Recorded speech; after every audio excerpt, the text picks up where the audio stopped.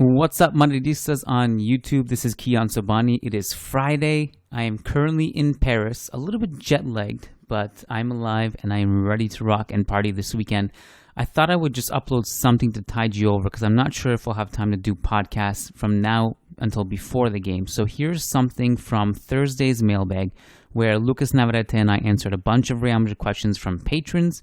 And this particular clip, we talked about Tchouameni in that situation, how confident we are in him signing, how much Real Madrid should spend on Tchouameni, and also some annoying stuff like when did Kylian Mbappé change his mind, if he changed his mind at all.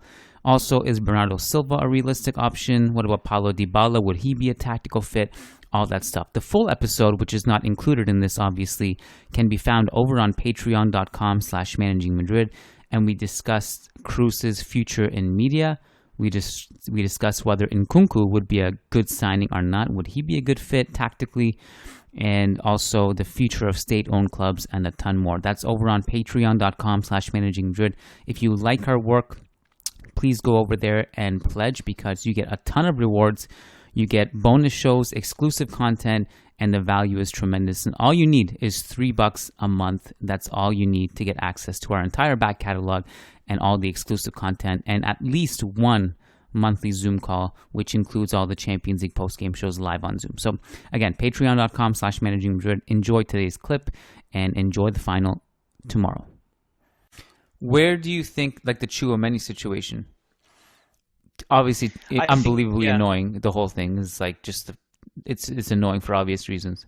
At what point, how much does Real Madrid push this? Like, how much would they be willing to go up in price? Do you think? I don't know. I wouldn't pay 80. Me personally, I think Real Madrid are clear that they don't want to pay 80 for him either. I think PSG are attracted to the player for sure because obviously Tchouameni is a very interesting target for them.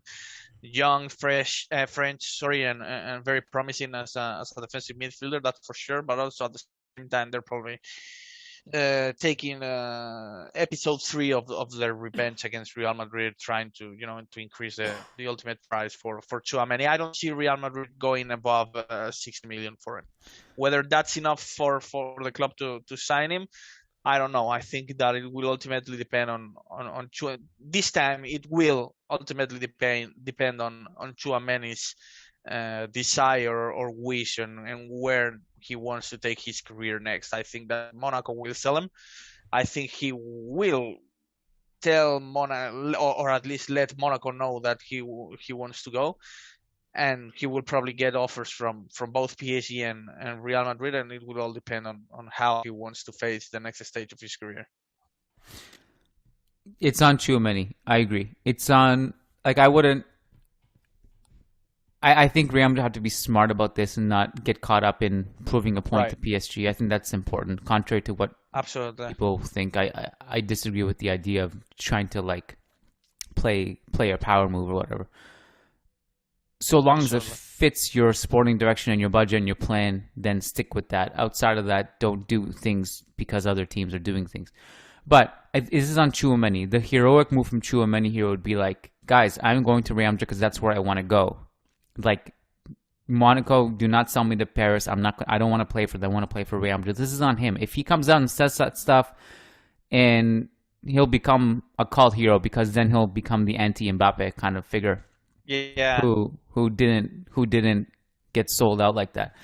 So if he can do that, this is a huge help to getting this deal done. If you had to guess right now, will Tchouameni be a Real Madrid player next season? I don't think so. No. If I were to bet, I would bet towards no. I think he'll be very. I think it will be a very hard decision for him. I think he also has some interesting things to consider in order to join PSG. Money is one for sure. Staying in his home country is another one. Mbappé potentially trying to get him to sign to PSG is another one for sure. And ultimately, I think that PSG's offer will probably be higher than Madrid, both to the player and to Monaco. So even if he wants even if he wants to sign for Real Madrid, I think that ultimately if PSG offer like 20 or 30 million to Monaco, and also do a solid offer for Tchouameni camp, I think that he will ultimately join PSG. That's my gut feeling. It's at a point now where if any player publicly declares they're going to play for Real Madrid, then we just have to assume he's going to be PSG player next season. Yeah, basically.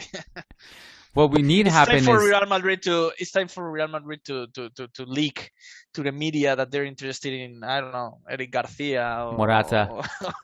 Morata, the next Vallejo replacement, so that PSG signed them. Yeah. MJ Diego says, "Hey Keon and Lucas, what moniker would you name for Papa Flo's recent transfer strategy? In his first stint as president, we had Zidanes y Pavones for the Galacticos and homegrown talent. Would it be Vinicius y Vasquez for signing very talented youngsters and buying back Castilla products?" It's not bad. Vinicius and Vasquez is solid, but it's true that they don't. Vasquez.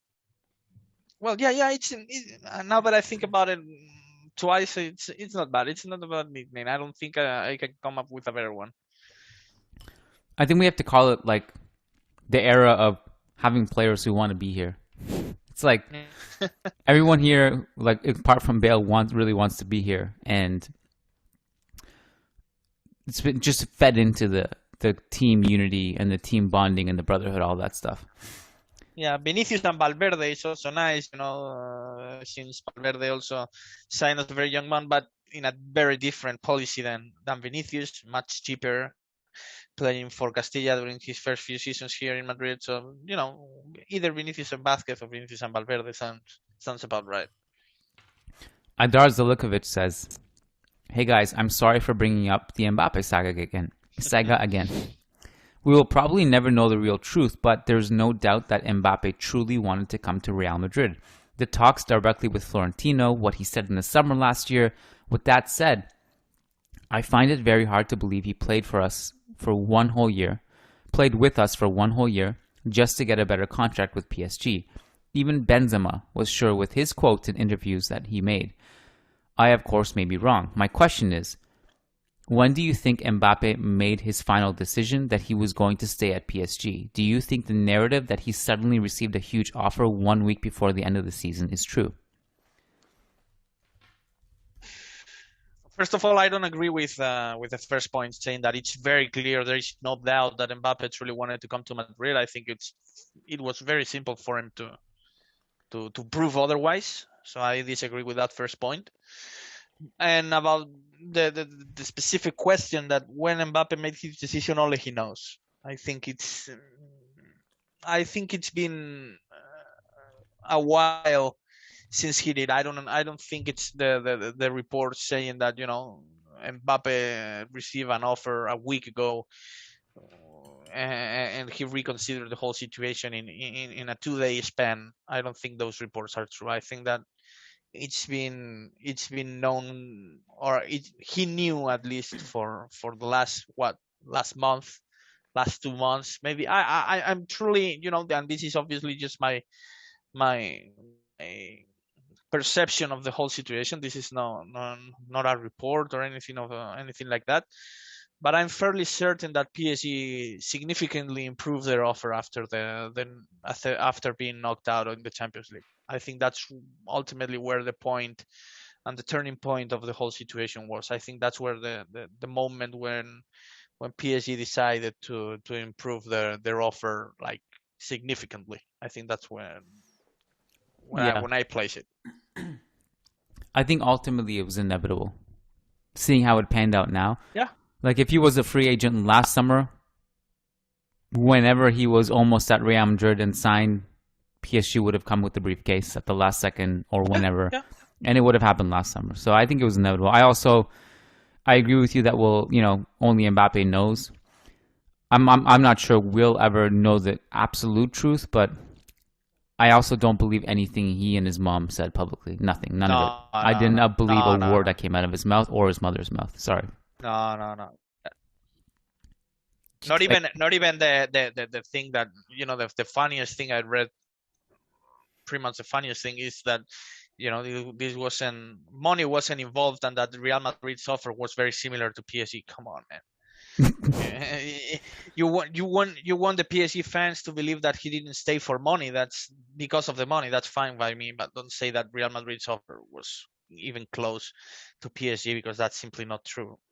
I actually would respect him a lot more if he just came out and said, I did it for money. I respect him less for lying.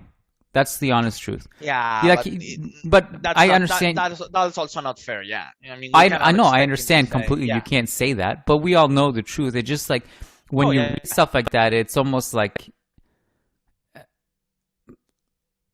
put it this way, like the way he explained it, he actually literally said, I don't know. I don't even know what the money was. I wasn't in the room when they were talking about money. I only was looking at the sporting project. My family and my agents were the ones who knew about the money. I didn't know where the money. Okay.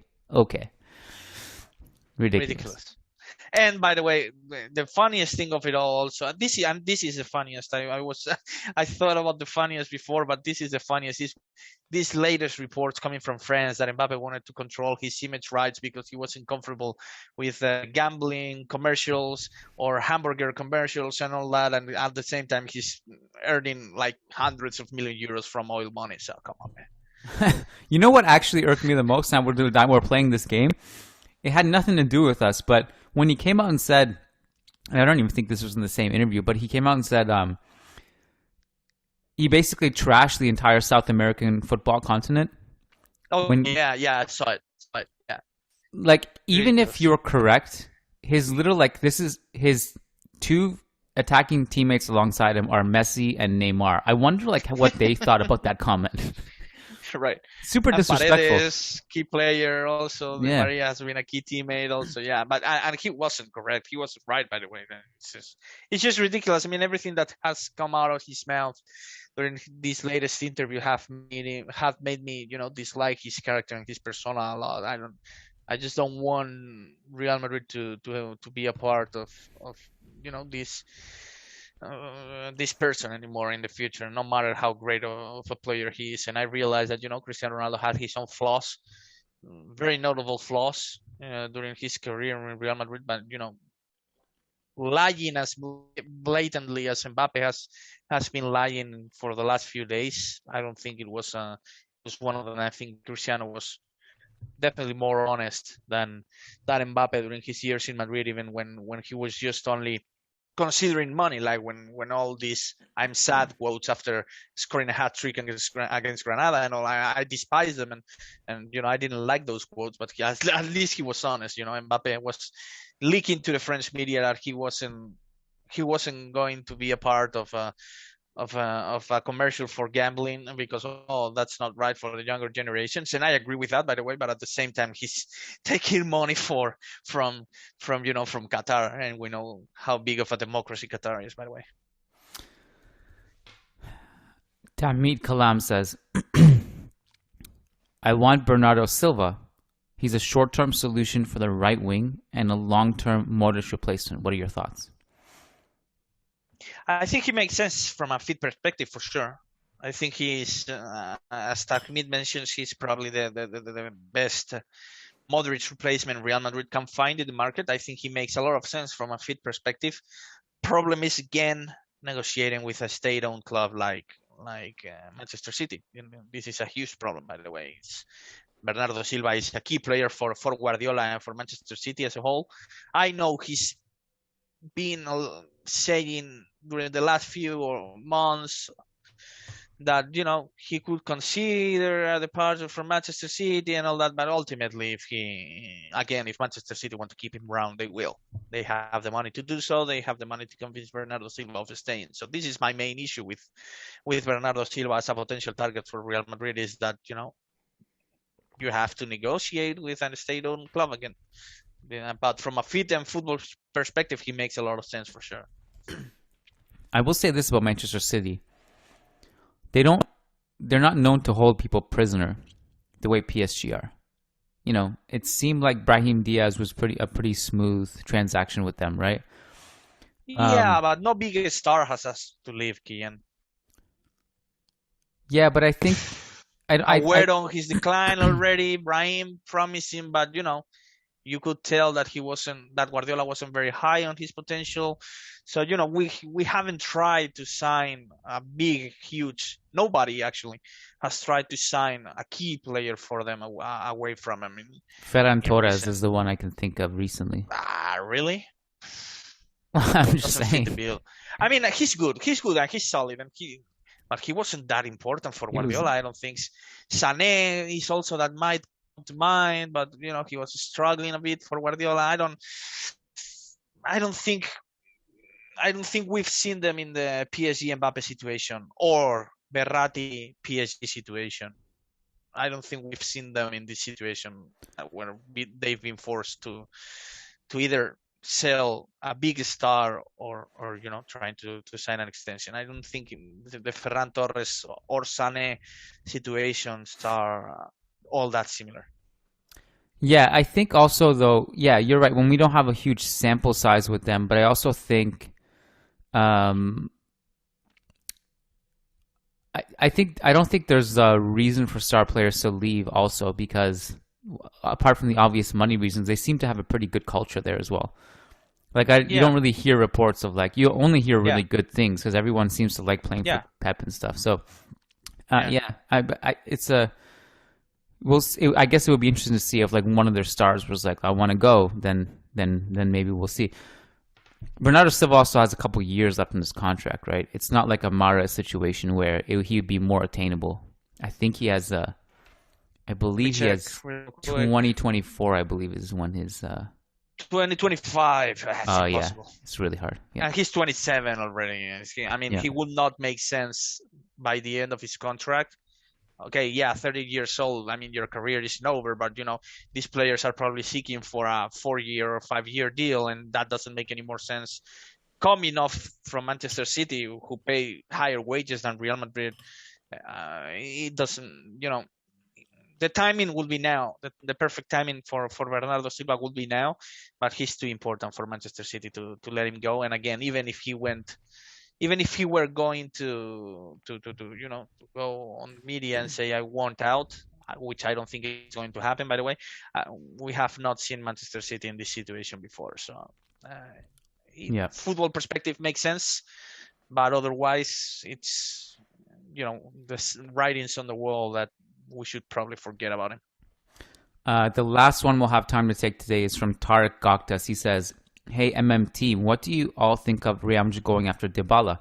He's a realistic target. He's a free agent. Has always been an amazing talent. 28 years old. He's left-footed. I've always loved Dybala and wanted him when he was at Palermo." He's a solid player. He's good. I like him. I think he would make sense from a position perspective for sure on the right wing, but I don't think this is the same case as we were talking about before with Nkunku, or that we talked about last week with other prospects on the right wing. I don't know if he's good enough to bench Rodrigo week in and week out. I don't know if he's good enough to put Rodrigo consistently on the bench, right, considering the promise Rodrigo has shown in the last part of the season. Dybala is nice, fine, but I don't think he's that big of a star, to be fair. I think his last few years have not been as promising, as solid as we saw from him 5 or 6 years ago. Yeah, I think with him, I still really believe in him. I think he's a great player. He's a great signing for someone. I don't think that someone is Real Madrid. And I think my biggest issue with him is that I think he would actually get in the way of Benzema a little bit because although he can play on the right, that's not his best role, and he hasn't played that role that much. Like he's again kind of like Nkunku, he's best going down the middle. And he's kind of like the link-up player that Benzema is, dropping deep, doing all the things. I feel like they would get in each other's way. I don't see it as a good tactical fit, as much as I actually like Dybala as a good player. But